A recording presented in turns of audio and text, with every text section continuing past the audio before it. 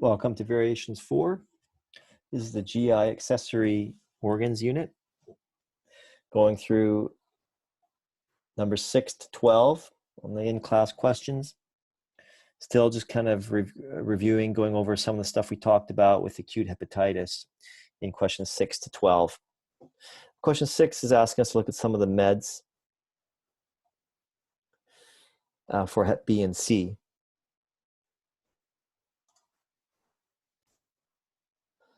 So lamivudine it decreases viral load, decreases liver damage, allows some healing to happen, and a certain percentage of people will actually seroconvert back to a non-chronic status. There's your liver enzymes. You'll notice a decrease in those as you start the medication. Interferon, fairly effective with Hep B as well, quite a high rate of curing of that. If we actually move to interferon with Hep C, it's very effective. We have up to a 90% success rate in clearing a disease. It's a difficult drug to take, is what I hear. It's got some brutal side effects, and compliance can be challenging, but it can be effective in clearing what up to recent years has been thought of as a chronic disease. We've also got ribavirin. Again, these are all kind of antivirals, so they decrease the viral load, and again, in some cases, can clear it or at least make the viral levels completely undetectable, which is almost the same thing, really. There are some newer therapies called direct-acting antiviral agents, DAA. There's an example of one, Sovaldi, Harvani. Haven't got much to say about those, but they are newer therapies coming out. Not sure what the track record is like on those, though.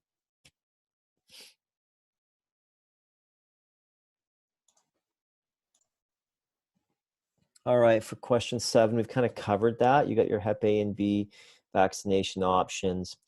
So let's just take a look at map 4 here. And so yeah, I mean, most of us have it pre-exposure. If you knew you were infected with Hep A and B and you didn't, or A and B, and you didn't have the pre-vaccine, then you could take it before 2 weeks is up, and it might help.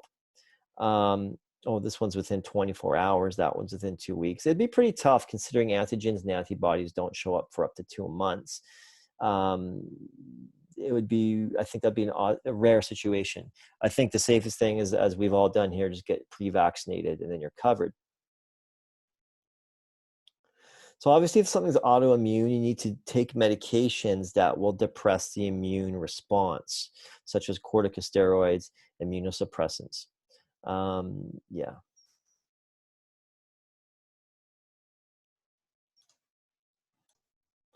Okay, so question 8 is asking us to talk about how alcohol abuse, toxic hepatitis, and chronic Hep B and C may lead to cirrhosis and decrease in optimal liver functioning. Well, first of all, let's clear up a couple of definitions here. Cirrhosis is scarring of the liver. And as we said, if you've got scarring of the liver, you've got all kinds of problems with the increased tension in the area against blood vessels, against things like ducts, like, for example, the common bile duct. And you've got a decrease in functioning of the cells that used to be there, even absence of cells. That tissue is not working like it used to. And if the scarring is great enough, if this cirrhosis is widespread enough, you have got decrease in functioning of the liver altogether. So that's kind of like a overview in a nutshell. If we look at map 5, we may get a few more details from that. So let's look at each one of these things here and where they kind of meet up. So alcohol abuse in itself causes fat deposits to end up in the cells. This actually causes cell death and scar formation. Okay, there you've got your scar formation. With alcoholism as well, you generally have poor nutrition, and that can also contribute to decreased liver functioning. Then looking at something like some kind of toxic hepatitis, anything that would toxic mean killing off cells here, something that would kill off the cells. You got scar formation, and you go back to this whole thing of when you got scar formation, you get decreased blood flow to certain areas because we've talked about increased tension in the area. You might have hypertension in the area as well. We'll talk about that in a bit, but because blood can't get through, so it's backing up. Then with these chronic Hep B and C, the chronic inflammation, as you know, causes fibrosis, can cause necrosis, takes us right back to decreased liver functioning. So you can see a common theme here. Inflammation in of itself causes fibrosis. Any kind of damage like toxic hepatitis or alcoholism causes scar formation as well. So at the end of the day, we're talking about healthy cells being replaced with either scar tissue, fibrotic tissue, and the organ just can't work in that way. And we get other things happening, which is pretty much all what this whole unit is about. So if we move to our next question, which is question 9, what is the relationship between serum albumin and cirrhosis? Explain what are some of the GI symptoms of cirrhosis. Okay, so a couple things here, albumin and GI symptoms on map number 6.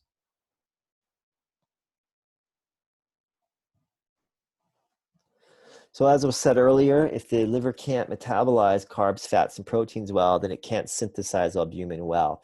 Now, when albumin is not being produced, it's got less presence in the blood in the blood vessels. If it's got less presence in the blood vessels, what happens? Fluid moves to tissues because albumin has oncotic pull. And so if you're lacking oncotic pull, fluid starts to move to tissues. If you're puzzled about that, you need to review Unit 1 on fluids and lights. GI symptoms, we talked about them already above. They're fairly non-specific, meaning in and of themselves, they don't tell you anything. You'd have to look at patient background and do a few diagnostics as well.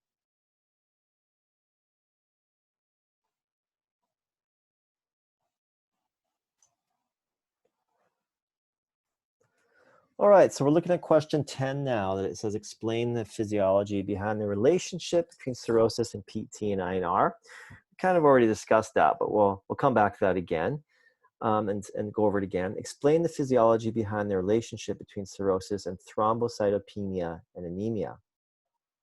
Well, let's just approach that one first. And in doing that, before we look at that at map 7, let's look at a little bit about the spleen, some notes that I've scribbled out here about the spleen. So first of all, when you say splenomegaly, it means an enlarged spleen. And it comes up a couple times in this course. It'll come up now in this class. It'll also come up again when we talk about hematology. Or maybe we've already talked about hematology by the time this lecture comes up. But anyways, it comes up more than once in the course. Splenomegaly, enlarged spleen. And in this case, the splenomegaly is happening because of portal hypertension.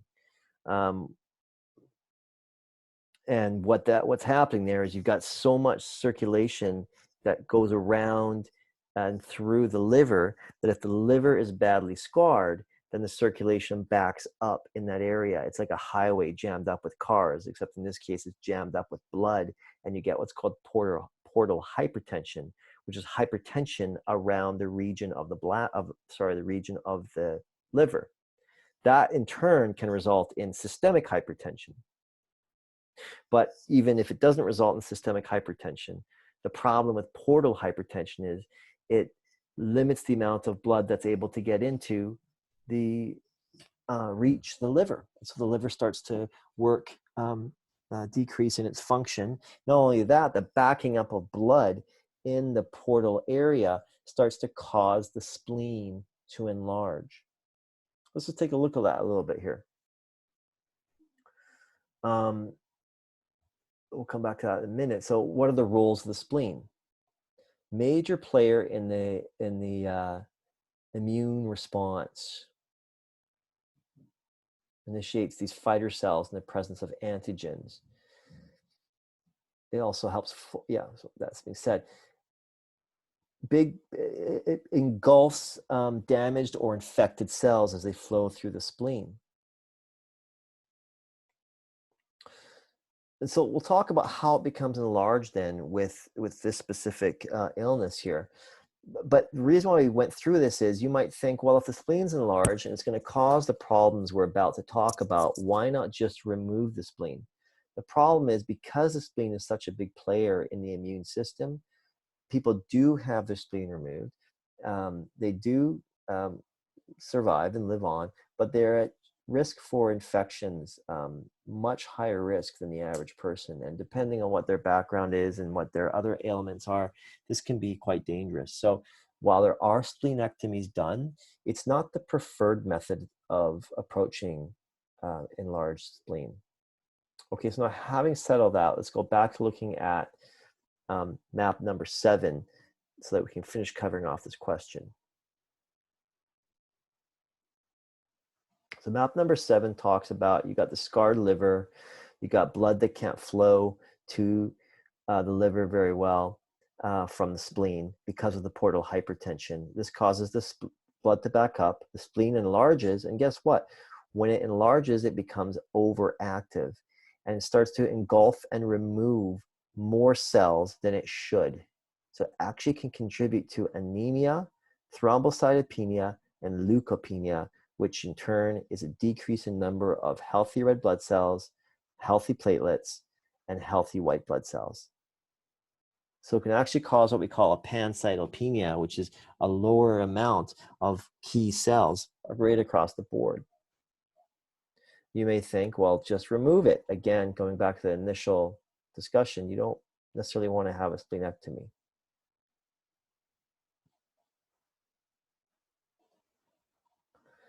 Okay, in the clotting factor part we've talked about, if the inflamed liver is not producing clotting factors, then coagulation is slowed down and INR and PT and PTT go up because it takes longer to clot. You're at risk for these things, hemorrhaging as well.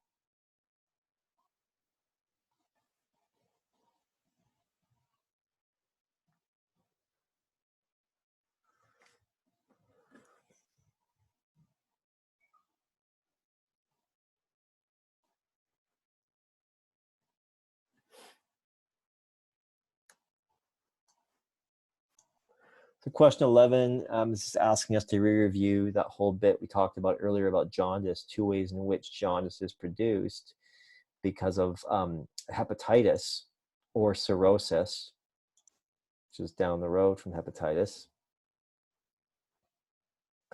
Again, if you can't conjugate the bilirubin in the first place, then you end up having this unconjugated bilirubin floating around, which causes jaundice. Even if you're able to conjugate them, if it can't get through the biliary tract, it backs up into the system, then you end up with conjugated bilirubin in the bloodstream, thereby causing jaundice.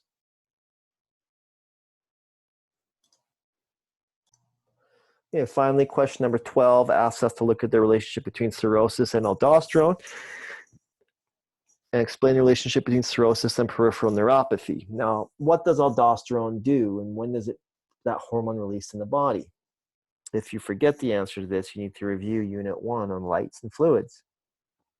If you remember, typically when blood pressure is low, there's other factors that could play into account, like sodium and potassium levels, but we generally think of it that when blood pressure is low, aldosterone amounts increase in the system in response to that, so that the body will then hold on to sodium and get rid of potassium. Holding on to sodium causes water to be retained, which will hopefully increase the blood pressure.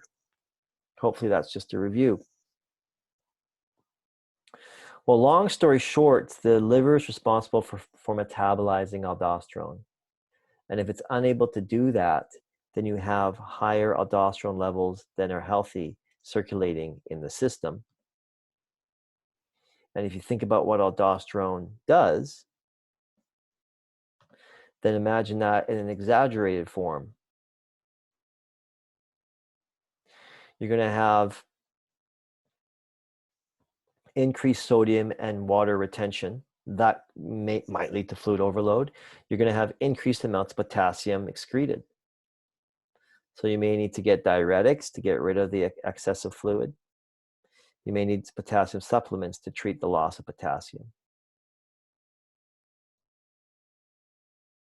Now, the second part of that question asks about neuropathy, which is a separate issue, particularly in alcoholic cirrhosis, because alcoholism strips the body of these things here, which my mouse is circling.